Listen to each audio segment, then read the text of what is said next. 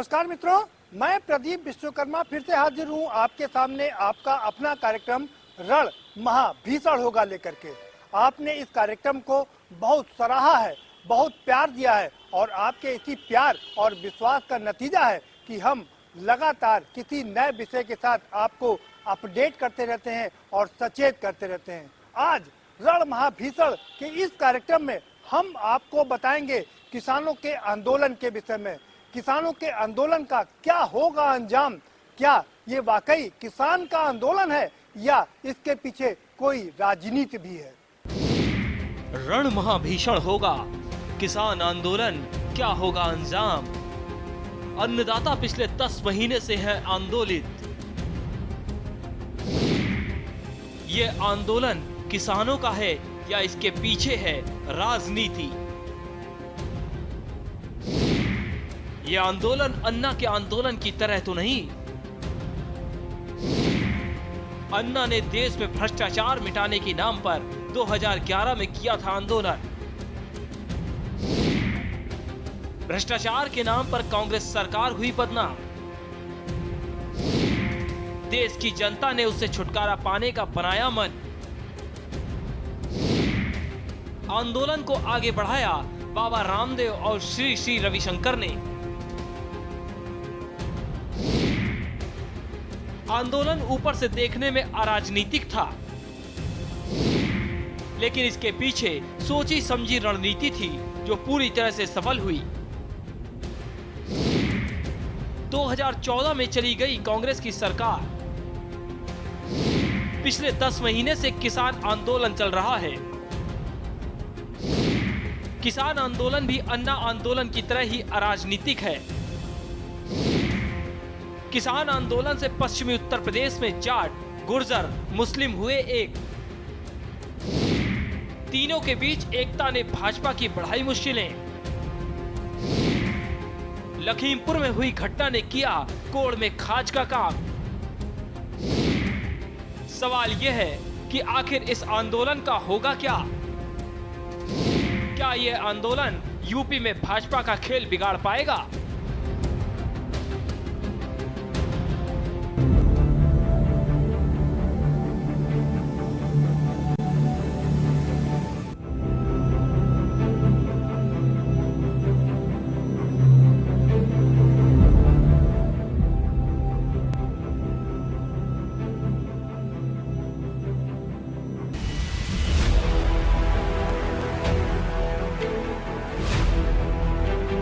किसान पिछले 10 माह से आंदोलित है और ये आंदोलन है कि रुकने का नाम नहीं ले रहा है।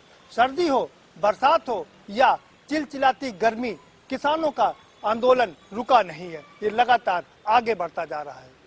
ऐसा नहीं है कि इस आंदोलन को समाप्त करने की कोशिश नहीं की गई। केंद्रीय कृषि मंत्री ने लगातार किसानों से बात की, कई दौर की चर्चा हुई, लेकिन वार्ता बेनतीजा रही। दरअसल मोदी सरकार किसानों के हित में 3 कानून लेकर के आई है और उनका मानना है कि ये 3 कानून किसानों का भविष्य बदल देगा। लेकिन किसान कहता है कि ये 3 कानून नहीं बल्कि 3 काले कानून है और ये उनका भविष्य पूरी तरीके से चौपट कर देगा। दोनों के बीच लगातार कई दौर की मीटिंग हुई, कई वार्ताएं हुई, लेकिन अभी तक ये बेनतीजा साबित हुई। किसानों का ये दावा है कि उनका ये आंदोलन पूरे देश में आग पकड़ चुका है, तो वहीं सरकार लगातार ये दावा कर रही है कि ये आंदोलन पंजाब, हरियाणा और पश्चिमी उत्तर प्रदेश के कुछ जिलों तक सीमित है, इसलिए सरकार को कोई फर्क नहीं पड़ता। लेकिन किसान है कि वो कह रहा है कि भारतीय जनता पार्टी को इस बार सबक सिखा देगा। किसानों के इस आंदोलन ने जहां देश में रफ्तार पकड़ी है, तो वहीं विदेशों में भी खूब सुर्खियां बटोरी हैं। फिर चाहे वो कनाडा हो, अमेरिका हो या फिर ब्रिटेन हो, लोग घरों से निकले हैं और इस आंदोलन को अपना आंदोलन बना करके वहां भी धरना और प्रदर्शन किया है। किसानों के इस आंदोलन को सरकार ने एक और जहां वार्ता के जरिए सुलझाने की कोशिश की, तो वहीं दमन की नीति भी अपनाई। 15 अगस्त को जब किसानों ने ये ऐलान किया कि वो लाल किले पर जाकर के झंडा फहराएंगे, तब उनके बीच में बड़ी बड़ी कीलें लगा दी गईं और बड़ी बड़ी रुकावटें बना दी गईं। लेकिन किसानों ने आंदोलन किया और जहां प्रधानमंत्री ने झंडा फहराया था उसी के नीचे जाकर के अपना झंडा फहरा दिया। और इस आंदोलन ने देश ही नहीं बल्कि पूरे विश्व ने इस पर सुर्खियां बटोरी। इस आंदोलन को रफ्तार पकड़ाने में भारतीय जनता पार्टी के कुछ नेताओं का भी अहम रोल रहा है। इन नेताओं ने इस आंदोलन को न सिर्फ कभी आतंकी आंदोलन कहा बल्कि खालिस्तानी आंदोलन से भी नवाज दिया, जिसने इस आंदोलन को रफ्तार बढ़ा दी। ये आंदोलन न सिर्फ टिकरी बॉर्डर पर पिछले 10 महीने से चल रहा है बल्कि जहां जहां चुनाव होते हैं, जिन राज्यों में चुनाव होते हैं, उन राज्यों में भी अपना असर डाल रहा है। अभी हाल ही में हुए वेस्ट बंगाल के चुनाव में भी इसका असर साफ देखा गया। सरकार ने अपने सारे प्रयास कर लिए, लेकिन ये आंदोलन है कि रुकने का नाम नहीं ले रहा है। एक बार की तो ऐसा लगा कि ये आंदोलन अब समाप्त हो जाएगा। टीकरी से इनको उखाड़ फेंका गया और जहां जहां पर इनका आंदोलन चल रहा था वहां से इनको हटा दिया गया। लेकिन अंत में मुजफ्फरनगर के पास में राकेश टिकैत द्वारा आंसू बहा देने की वजह से ये आंदोलन फिर से पुनर्जीवित हो गया। राकेश टिकैत के आंसू देख करके किसान वापस आ गए और इस आंदोलन में जान फूंक दी। अब लखीमपुर में घटी घटना ने इस आंदोलन को आग पकड़ा दी है।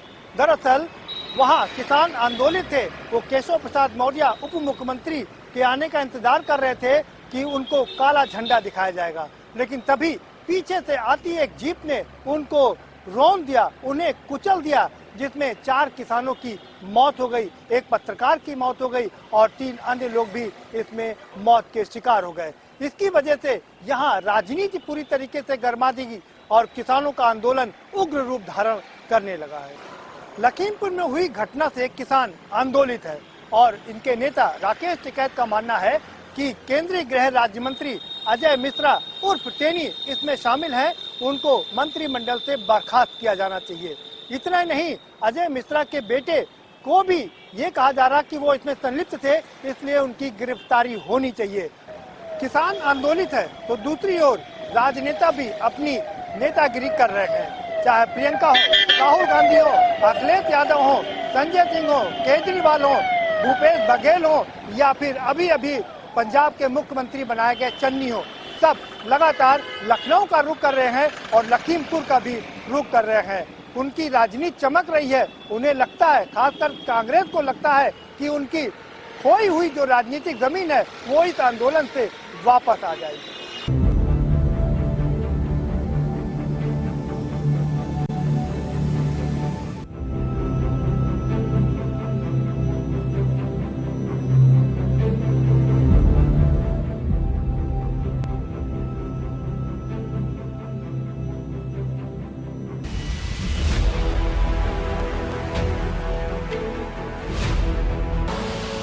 आप देख रहे हैं के न्यूज, खबरों का सारथी।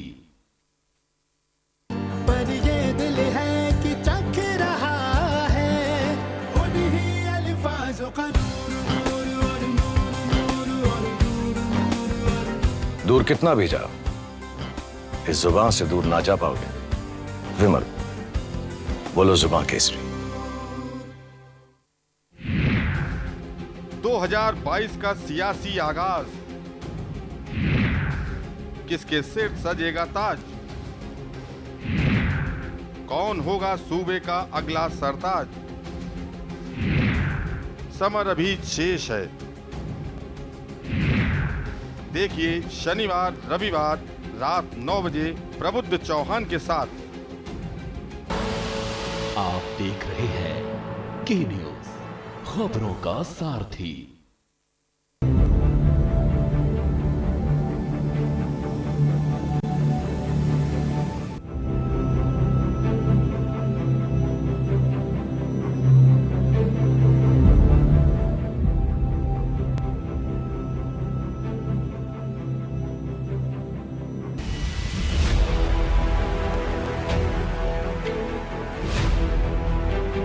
अब मैं आपको थोड़ा पीछे ले चलता हूँ। बात 2011 की है। उस समय भी एक आंदोलन चला था, अन्ना के नेतृत्व में ये आंदोलन चला था और भ्रष्टाचार मिटाने को लेकर के, देश से भ्रष्टाचार खत्म करने के लिए ये आंदोलन शुरू किया गया था। अन्ना के साथ साथ इसमें केजरीवाल, संजय सिंह, प्रशांत भूषण, कुमार विश्वास और देश की प्रथम महिला IPS किरण बेदी भी इसमें शामिल थी। ये आंदोलन काफी लंबा चला था, लेकिन इसका अंत क्या हुआ वो भी हम आपको जरूर बताएंगे। कहा जाता है इस आंदोलन की रूपरेखा बहुत ही सोच समझ करके बनाई गई थी। कांग्रेस को भ्रष्टाचार के मामले से पूरी तरह बदनाम कर दिया गया था। ये नैरेटिव सेट कर दिया गया था कि कांग्रेस पूरी तरीके से भ्रष्ट और बेईमान है, इसको किसी भी कीमत से देश की गद्दी से हटाना है। इसके पीछे का खेल ये था कि एक पिच तैयार करनी थी जिस पर आगे की राजनीति की जा सके। दरअसल इस आंदोलन की रूपरेखा इतने शानदार तरीके से बनाई गई थी कि लोगों को यह एहसास ही नहीं हुआ कि ये राजनीतिक आंदोलन है या गैर राजनीतिक आंदोलन। दरअसल इसे पूरी तरीके से गैर राजनीतिक आंदोलन करार दिया गया था, जिस तरह इस समय किसान आंदोलन को पूरी तरह गैर राजनीतिक बताया जा रहा है। 2011 में हुए आंदोलन को श्री श्री रविशंकर और बाबा रामदेव ने आगे बढ़ाया। पूरे देश में इस आंदोलन को जन आंदोलन में कन्वर्ट कर दिया। इस आंदोलन के कारण कांग्रेस की सरकार इतना बदनाम हुई कि उस देश के लोगों को लगने लगा कि कांग्रेस बहुत ही भ्रष्टाचारी है और वो भ्रष्टाचार पर अंकुश नहीं लगाना चाहती है। देश का माहौल पूरी तरीके से बन चुका था और इसी बीच भारतीय जनता पार्टी ने नरेंद्र मोदी को प्रधानमंत्री के उम्मीदवार के रूप में पेश कर दिया और प्रधानमंत्री नरेंद्र मोदी ने अपने भाषणों के जरिए इस आग को और आगे बढ़ाने का काम किया और 2014 में राजनीतिक सफलता हासिल कर ली। अब सवाल ये उठता है कि जिस तरह से अन्ना के आंदोलन ने भारतीय जनता पार्टी को माइलेज दिया था, तो क्या ये किसान आंदोलन कांग्रेस और दूसरी राजनीतिक पार्टियों को माइलेज देगा? सवाल दूसरा ये भी है कि प्रधानमंत्री नरेंद्र मोदी, जिनकी राजनीति के 20 साल पूरे हो गए हैं, क्या वो इतने अनाड़ी हैं कि वो इसको समझ नहीं पा रहे हैं, या उनके पास अभी है कोई ऐसी जादू की पुड़िया जो वो निकालेंगे और ये आंदोलन समाप्त हो जाएगा? दरअसल मामला कहाँ फंसा है? सरकार कह रही है ये तीनों कानून किसानों की बेहतरी के लिए है, तो वहीं किसान कह रहा है कि ये काले कानून उनका भविष्य चौपट कर देंगे, इसलिए ये कानून वापस ले जाने चाहिए। अब मोदी सरकार ये कानून वापस नहीं ले रही है, या यूं कहें कि वो वापस नहीं ले सकती। क्यों? क्योंकि अगर मोदी सरकार ये कानून वापस लेती है तो उसका इकबाल कम हो जाएगा और उद्योगपतियों को ये लगेगा कि सरकार झुकने लगी है और वो फिर किसी बड़े प्रोजेक्ट में पैसा लगाने से थोड़ा बचने की कोशिश करेंगे। और यही कारण है कि मोदी और उनकी सरकार ये दिखाना नहीं चाहती है, ये बताना नहीं चाहती है कि कहीं सरकार झुक रही है।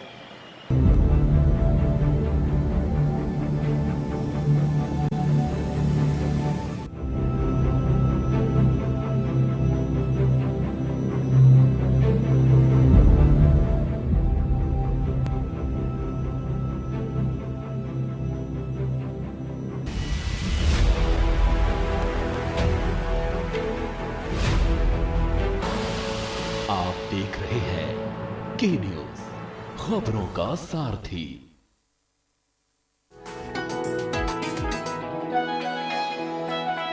नमस्कार, उत्तराखंड सीएम हेल्पलाइन में आपका स्वागत है। उत्तराखंड सरकार और नागरिकों के बीच नहीं है दूरी। सीएम हेल्पलाइन नंबर 1905 ने खत्म की हर मजबूरी। उत्तराखंड राज्य में सुशासन की पहचान बन चुकी मुख्यमंत्री हेल्पलाइन के माध्यम से जनता की शिकायतों और समस्याओं का तेजी से समाधान हो रहा है। सीएम हेल्पलाइन सेवा 1905 के माध्यम से जनता सीधे मुख्यमंत्री तक अपनी समस्याएं पहुंचा सकती है। सरकारी विभागों में पारदर्शिता और कार्यशैली में गुणवत्ता के साथ जवाबदेही तय करना प्रदेश सरकार की सर्वोच्च प्राथमिकताओं में शामिल है, जिस लक्ष्य को हासिल करते हुए सीएम हेल्पलाइन 1905 शानदार कामयाबी हासिल कर रही है। आपने सीएम हेल्पलाइन में कोई अपनी शिकायत दर्ज करवाई थी? जैसे ही मैंने उस सीएम हेल्पलाइन में कॉल कर की थी, उसके 12 घंटे के अंदर मेरी सर्वे में सॉल्व हो गई थी सर। अच्छा। ये तो काफ़ी इजी हो गया है हेल्पलाइन में शिकायत करना, और वाकई 2 से 3 दिन के अंदर ही रिस्पॉन्स आ गया। ये बहुत अच्छा स्टेप है और बहुत फायदेमंद है। आज राज्य में सुराज और सुशासन के साथ साथ सरकार के प्रति जनता के भरोसे की नींव को मजबूत कर रही है सीएम हेल्पलाइन 1905। सुशासन की दिशा में उत्तराखंड सरकार के बढ़ते कदम। सरकार और जनता के बीच सिर्फ एक कॉल ले दूरी की कम। सुपुत्र मेडिटेशन गुरु बेहद नेक और पिताश्री थोड़े रंगीले थोड़े दिल फेंक। दोनों के अलग हैं रंग, पर दोनों का एक अनोखा स्वाद। कमला पसंद, अनोखा स्वाद। जब पशुओं को मिलेगा प्यार और मिल्को मोर पशु आहार तो दूध बहेगा, मुनाफा बढ़ेगा। मिल्को मोर पशु आहार। 2022 का सियासी आगाज, किसके सिर सजेगा ताज? कौन होगा सूबे का अगला सरताज? समर अभी शेष है। देखिए शनिवार रविवार रात 9 बजे प्रबुद्ध चौहान के साथ। आप देख रहे हैं के न्यूज, खबरों का सारथी।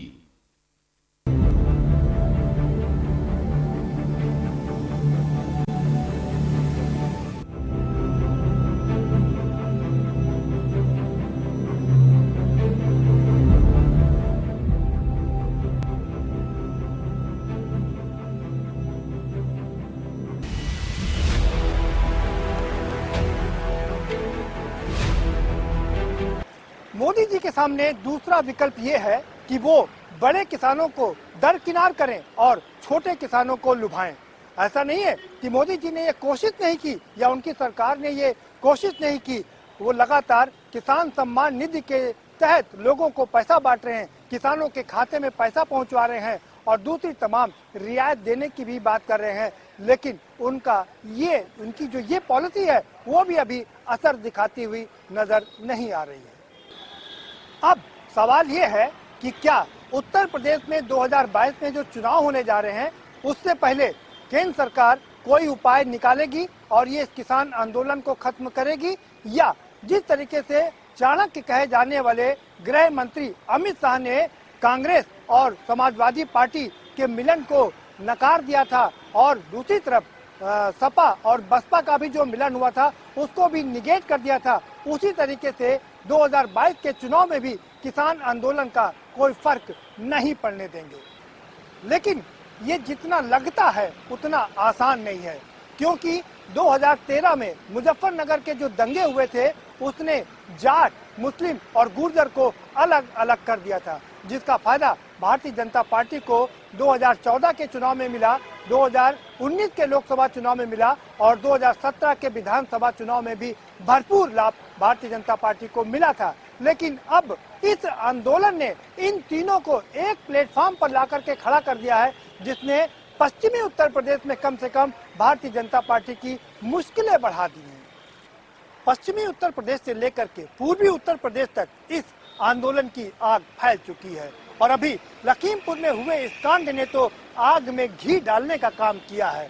अब देखना ये दिलचस्प होगा कि भारतीय जनता पार्टी कैसे इस आंदोलन से निपटती है और 2022 के चुनाव में अपनी नैया पार लगाती है। अब सवाल ये उठता है कि क्या ये आंदोलन भारतीय जनता पार्टी के खेल को बिगाड़ पाएगा या विपक्षी पार्टियों को कोई माइलेज दे पाएगा? ये अपने आप में सबसे बड़ा सवाल है। अभी तक देखने से तो यही लग रहा है, लखीमपुर घटना की अगर हम बात करें तो क्षेत्रीय पार्टियां पीछे रह गई हैं, लेकिन राष्ट्रीय दल यानी कांग्रेस ने इसको लपक लिया है।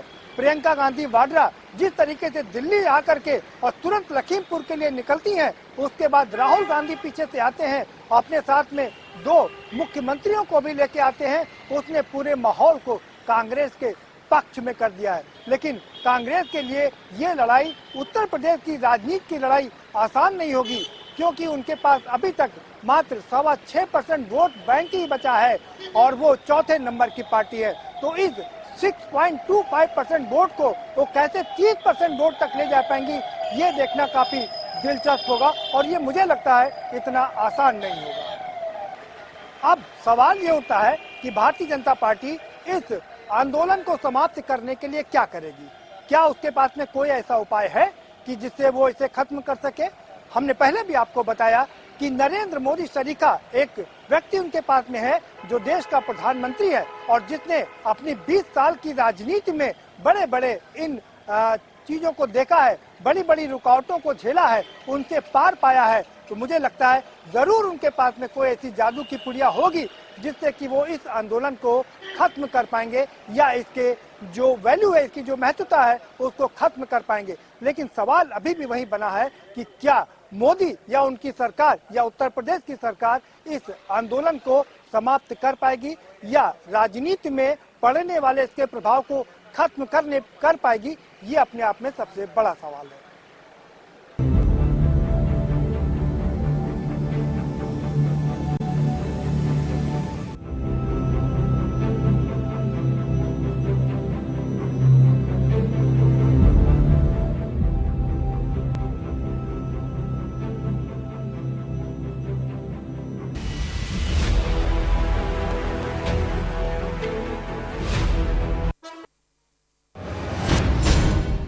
गांव-गांव, शहर-शहर, पूरे प्रदेश में स्वच्छता अभियान चलाया जा रहा है। आप भी भागीदार बने और संचारी रोगों पर करें वार। हर हफ्ते कूलर का पानी बदले, करें डेंगू पर वार। पूरी बाह के कपड़े पहने, होगी डेंगू से सुरक्षा। गमले में पानी इकट्ठा न होने दें, नहीं पनपेंगे मच्छर। सोते समय मच्छरदानी लगाएं, होगी मच्छरों से सुरक्षा। पानी की टंकी को ढककर रखें और नियमित सफाई करें। हाथों को स्वच्छ रखें। पानी को ढककर रखें और उबाल कर पिएं। मिलकर हम सब करें मच्छरों पर वार। डेंगू, चिकनगुनिया और मलेरिया से सुरक्षित रहे घर परिवार। लक्षण दिखने पर नजदीकी स्वास्थ्य केंद्र पर तुरंत चिकित्सकीय परामर्श लें। स्वस्थ रहने के लिए जरूरी है स्वच्छता। तो आइए हम सब मिलकर स्वच्छता को अपनाएं और डेंगू जैसी खतरनाक बीमारियों को जड़ से मिटाएं। आइए हम सब मिलकर के हर प्रकार के संचारी रोग पर प्रभावी नियंत्रण करने के लिए संचारी रोग के लिए चलाए जा रहे इस अभियान में सहभागी बने और अपने वर्तमान और भविष्य को सुरक्षित रखें। इस पूरे अभियान के प्रति मेरी शुभकामनाएं। 2 गज की दूरी, मास्क है जरूरी।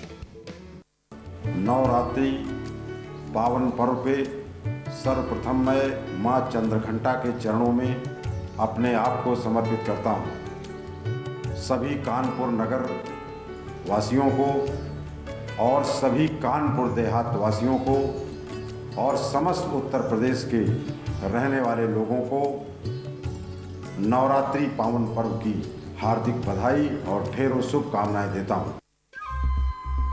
सुपुत्र मेडिटेशन गुरु बेहद नेक और पिताश्री थोड़े रंगीले, थोड़े दिल फेंक।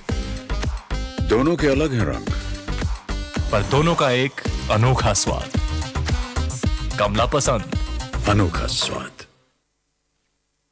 और खुशबू में झूम के भाई लेके आए गोल्डी मसाले। गोल्डी मसाले, खुशबू और स्वाद ऐसा तो रिश्तों में गुस्सा कैसा। सुबह के लिए उड़ चला गैरों की ज़मीं पर, खुशबू अपने पन की ढूंढता। और दूर कितना भी जा, इस जुबान से दूर ना जा पाओगे। विमल, बोलो जुबान केसरी। 2022 का सियासी आगाज,